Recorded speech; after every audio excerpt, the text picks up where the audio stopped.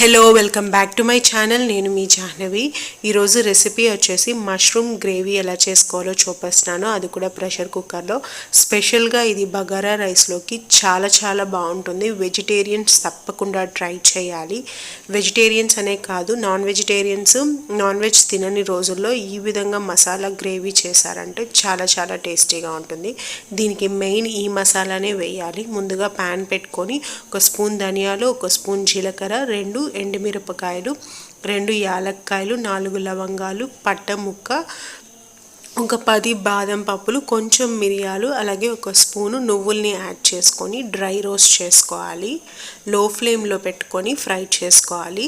ఈ విధంగా ఫ్రై అయిన తర్వాత స్టవ్ ఆఫ్ చేసేసుకొని పూర్తిగా చల్లారిన తర్వాత మెత్తగా పొడి కొట్టేసుకోవాలి.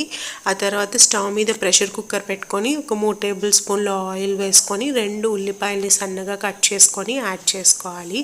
అవి లైట్ ట్రాన్స్పరెంట్ కలర్లోకి వచ్చిన తర్వాత ఒక స్పూన్ అల్లం వెల్లుల్లి పేస్ట్ని కూడా యాడ్ చేసుకొని పచ్చివాసన అంతా పోయేంత వరకు ఫ్రై చేసుకోవాలి. ఆ తర్వాత ఈ విధంగా ఒక్క మష్రూమ్ని 4 పీసెస్గా కట్ చేసుకొని పెట్టుకున్నాను. ఒక ఫుల్ ప్యాకెట్ మష్రూమ్ తీసుకున్నాను. దాన్ని మొత్తాన్ని యాడ్ చేసేసుకొని ఒక 2 మినిట్స్ మగ్గించుకోవాలి. అలాగే సాల్ట్ కూడా యాడ్ చేసేసారంటే మనకు త్వరగా మగ్గుతుంది. కొంచెం పసుపును యాడ్ చేశాను. అలాగే ఒక స్పూన్ ధనియాల పొడి, ఒక స్పూన్ కారం, ఒక్క టమోటాని సన్నగా కట్ చేసుకొని యాడ్ చేసుకున్నాను. కొంచెం కరివేపాకును కూడా యాడ్ చేశాను. ఇప్పుడు మొత్తాన్ని ఒకసారి బాగా మిక్స్ చేసుకుందాము. మనకు మష్రూమ్లో నుంచి ఆటోమేటిక్గా వేడి తగలంగానే వాటర్ అనేది రిలీజ్ చేస్తుంది. ఈ విధంగా వాటర్ రిలీజ్ చేస్తుంది. మనకు మష్రూమ్ అనేది మెత్తగా మగ్గేంత వరకు మగ్గించుకోవాలి. టమోటాలు కూడా మనకు మెత్తబడిపోతాయి. మనం ముందుగా ఫ్రై చేసి పెట్టుకున్నాం కదా మసాలాలు, వాటిని కూడా మెత్తగా పొడి కొట్టేసుకొని ఈ స్టేజ్లో యాడ్ చేసేసుకోవాలి.